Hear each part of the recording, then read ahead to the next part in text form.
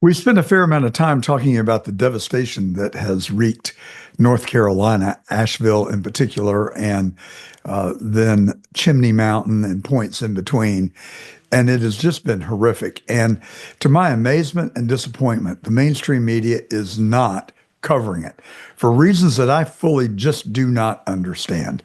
So we decided that we would just go and find some people who have seen it firsthand, lived through it, witnessed it. It's my pleasure to have Taylor Crawford join us now. She has actually organized a group of people to go to Asheville where they are providing private relief to people in dire need. Taylor, welcome to The Truth and thank you for what you're doing. Thank you for having me. Seriously. So, Taylor, you live in St. Petersburg, and while you were in Asheville handing out care packages and bringing things to people that were desperately in need of food and water and clothing, your own property got hit by the next natural disaster that hit. Yep, we got hit by Hurricane Milton, and it wouldn't have been as bad if we didn't just get hit by Helene and the tropical storm before it, but it pretty much wiped St. Pete pretty clear. What a shame. And did it affect you? And how was your property? My personal property at my house is livable. It's fine. Obviously there's exterior damage and we lost water and power for 7 days. It really upset my dogs. I had to take him to an emergency vet from Asheville and coordinate that in the middle of the night. But Oh my gosh, just what he kind of dogs do you have? I have a Saint Bernard pit bull mix and a Chihuahua, but the Oh my Saint Bernard God. pit bull is older and he's like my boy. That's my dog. The Chihuahua is like his little service companion. So he was just upset because when I got home, I saw why. I mean, they were in the bedroom and everyone's fence in my neighborhood was just smacking against my bedroom window. So, and trees were cracking off and transformers were blowing and Wow. the power was off and it was hot. So I'm sure he was just really stressed out. It certainly caused a lot of distress to a lot of people.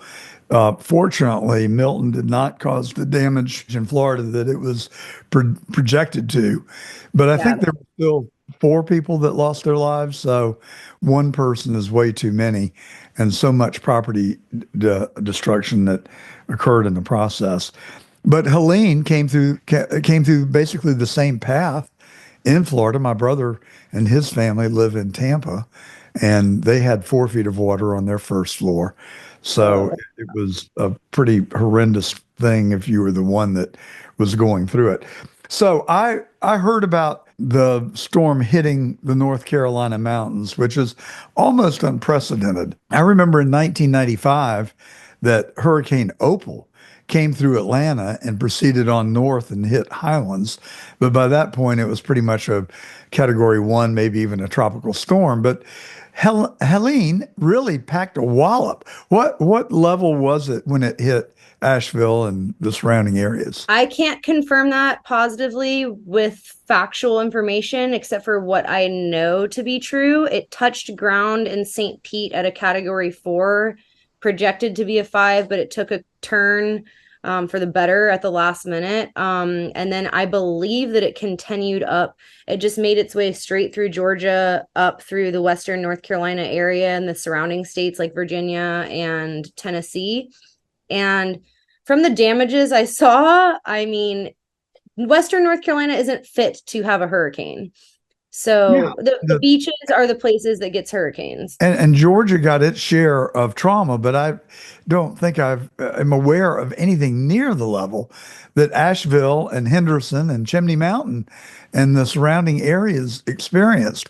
And it's just implausible and very unfortunate that this has occurred. But I guess one of the things that we are focused on is the lack of dialogue about it in the media and the lack of information that is coming out. So you were in St. Petersburg. Your sister had she left Asheville, I believe, when the storm hit, or was she there? Oh no, she No, was, she because was that's there. how I became aware of it. I was on Facebook and I saw a post from your mom saying, "Does anybody have access to a helicopter?" And then the outpouring of support and concern started coming out, and people. Then I started realizing that her daughter, your sister, was actually in North Carolina.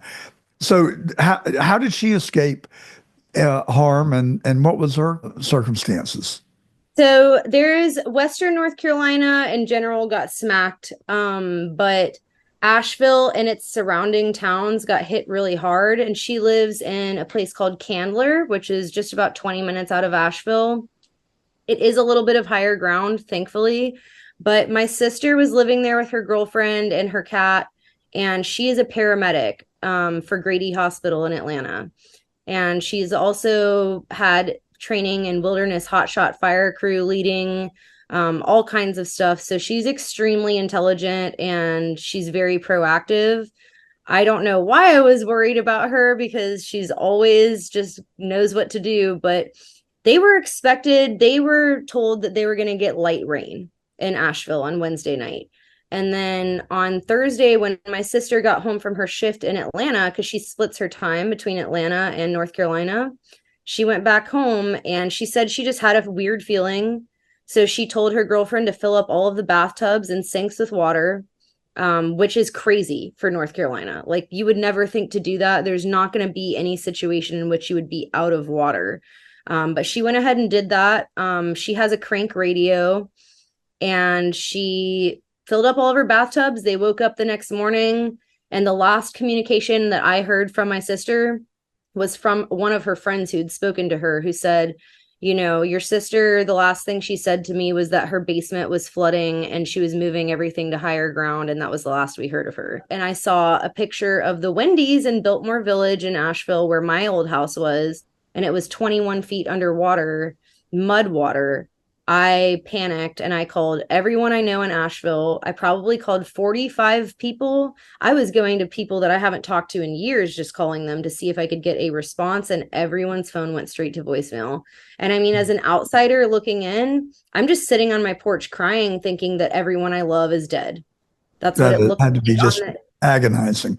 So yeah. you did what a humanitarian would do. You packed up your car with provisions, and you and a friend drove. How many hours did it take to get to North Carolina, and where did you land? At that point, my sister had evacuated. I had gotten her because no one had cell service. All the towers were down. That's why their phones went to voicemail. So I had been directing people from scouring TikTok because we know the media wasn't covering this correctly. So I was going to actual people who had confirmed made it out of Asheville and copying and pasting their words that they put on their TikTok video and sending it to my sister of directions to get out. And she did what she had to do, siphoning gas from her property to get out because there was no gas, no water, no gas, no electricity, and no idea what's going on. So when we left St. Pete, she had already evacuated. And she called me saying she was going back with a truck full of medical supplies on foot to bring back to Asheville. And she did that. And I asked her if she wanted to go with me. And she said, do not come with me. It's too dangerous. I need you to be in a cell receptive area in case I get damaged. She said, go when I get back. So me and my friend loaded up the car. We got donations for our supplies that we brought, and we filled my Toyota Highlander to the brim. It usually takes about 12 to 14 hours to get to Asheville from here, but it probably took us a lot longer than that. We made a stop in Atlanta because people had donated things in Atlanta that we needed to pick up. And we left on Friday afternoon, and we got there on Saturday night at about midnight. And we immediately went to a friend's house that I was told needs help. So I went directly to her house. And that was where I kind of assessed what was really going on there, because it was the first time I was really able to speak with someone in Asheville for that type of length and figure out what was happening. The next day, the following day, the Sunday morning, my friend who I went to stay with and help, we intended on being there for 24 hours, dropping off our supplies and leaving. We did not intend for what was to come. And I'm so glad we did stay. But we stayed for 8 days because after my friend decided to impromptu move to Oregon the Sunday after the Saturday night we arrived, because I mean, if you don't have anything, you need to leave Asheville because there's nothing there So for when the you. sun came up on Sunday morning and you woke up and went outside, what did you see? What were your impressions? It was very jarring because I lived in Asheville for almost 8 years. It was my home. Swannanoa is my home, and all of my loved ones live there. And it's weird because in places like West Asheville, you can drive down the street and everything looks completely normal. It's just that every business is closed. And then maybe you go 10 feet down the street, just 10 feet, and then it's just total devastation. I mean, houses that you can tell were supposed to be there are just piles of rocks. The roads have so much mud from the flooding because it was mudslides that really took out that area, and the river is overflowing and taking everything with it. So there's just mud that has been shoved to the side as best as possible in some places by just human beings. The devastation looks about as bad as it could be. I mean, it looks like a war zone, not a natural disaster, really. It felt like a war zone. It was very scary to be there because Asheville has always been known as a very special place with very kind people, and their whole thing is love and sharing and unity. And that is still happening for the most part, but there are people taking advantage of this situation. And if you go to Asheville, I beg you to bring a firearm with you. You need to be protected because your supplies that you have with you bringing to the city, someone will rob and kill you for it because how desperate they are. I mean, people were getting stabbed at the gas station over a bottle of water. Like it's serious. So I mean, I don't know. It was just scary to be there because it's a war zone. It's every man So, for himself and the community is coming together. so is FEMA, the Red Cross, the National Guard, are they visible? The state police, the fire and rescue, are they all there in mass? What's your take? No, I got there on, I would say it was day 9 post devastation, I believe. Time is just unreal right now. But when I got there, I immediately that Sunday, I linked with an organization that happened to be all of my friends from the restaurant I used to work at there. And they have created an organization called United Appalachia, and they are doing everything: immediate relief, search and rescue, wellness checks, food pantry, food delivery, anything you can think of. They're doing it. They've gotten people with their private choppers, their private ATVs and side by sides, and all of those people are donating these resources for as a need basis to help them get to places that are unreachable to get these people supplies. So it's very interesting. What I did when I first got there was I just was going to bring my supplies to somewhere, just find someone. But I linked with these people. They said they needed hands in a food kitchen that they were operating out of what used to be a bar, out of propane stoves. And my friend used to cook. That's how I met him. So I threw him in the kitchen there. And then I went out to Swannanoa, which is East Asheville. And that's the home of Warren Wilson College and just one of the most beautiful places in Western North Carolina. And I went out just by myself in my car. We had walkie-talkies because there was no cell service. And I didn't know what roads were passable or not. I just went and tried my best to do what I could. And what I found and saw in Swannanoa was heartbreaking, to say in the least. It was upsetting. It's very, very like they need help now and for the non-foreseeable future. Like they are going to need it for years to come, help constantly. But I mean, I don't even know. The rivers are overflowing. Like the rivers took everything with it, everything. There was gas stations in the middle of the water, 18-wheelers upside down, people's belongings like baby clothes, baby seats, car seats in the trees.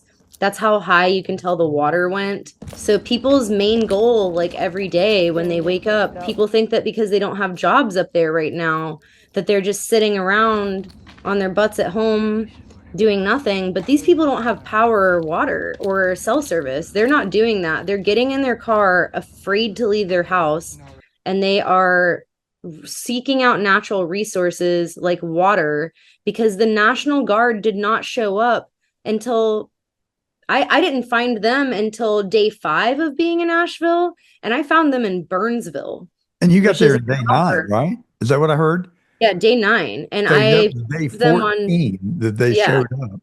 The In what? National Guard, and they were in Burnsville, which is an hour about northeast, I want to say, of Asheville. And it's in Yancey County where I found them. And I wasn't intending on finding them. I just saw military outfits and I walked right up to them and asked them why in the world they were not in Asheville. They told me that the sergeant was extremely kind. She was very knowledgeable. She's been doing this for a while. She was at Katrina.